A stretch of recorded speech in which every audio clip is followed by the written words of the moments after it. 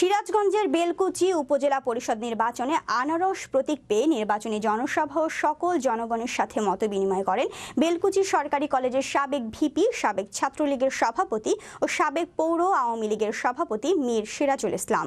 এ সময় মীর সিরাজুল ইসলামের পক্ষে তার বড় ভাই বিভিন্ন ইউনিয়নের নেতাকর্মীদের সাথে মতবিনিময় করে সাধারণ জনগণের মূল্যবান ভোট চেয়ে তাকে বিপুল ভোটে জয়যুক্ত করার আহ্বান জানান তিনি। মতবিনিময়কালে সুষ্ঠু ভোট ও ডিক্লার নিয়ে প্রশ্ন উঠলে তার জবাবে তিনি বলেন, প্রধানমন্ত্রী শেখ হাসিনা উপজেলা নির্বাচনে নৌকা প্রতীক তুলে দিয়ে নির্বাচন উন্মুক্ত করে দিতে বলেছেন। এখানে কেউ দলের প্রভাব দেখাতে পারবে না। এই ভোটটা কিন্তু মানুষের, যার যার ব্যক্তিগত সম্পত্তি। সে আমরা যে দল করি না কেন সেই ভোটটা কিন্তু, সেই ভোটের মালিক কিন্তু সেই মানুষ, এবং ওই ভোটটা প্রয়োগ করা তাদের নৈতিক দায়িত্ব, সঠিক জায়গায় প্রয়োগ করা তাদের নৈতিক দায়িত্ব। একজন জনপ্রতিনিধি তো আপনাকে তৈরি করতেই হবে, জায়গাটা তো ভ্যাকাম রাখা যাবে না। এখন মসজিদের ইমাম না থাকলে তো নামাজ কে পড়াবে নাকি?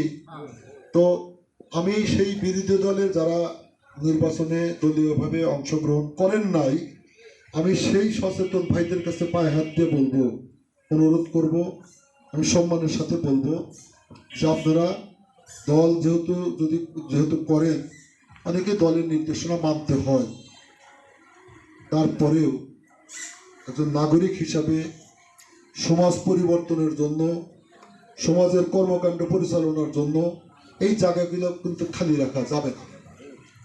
একজন যোগ্য মানুষকে অবশ্যই আপনার মূল্যবান ভোটটা দেওয়া উচিত। আমি অনুরোধ করব যে যারা আওয়ামী লীগের বাইরে যারা আছেন, আমি তাদের কাছে করজোড়ে অনুরোধ করব যে আপনারা আপনাদের নিজেদের সম্মানটা রক্ষা করে সম্মানের সাথে যেই প্রার্থীকে উপযুক্ত মনে করবেন সেই প্রার্থীকে দয়া করে ভোটটা দিন।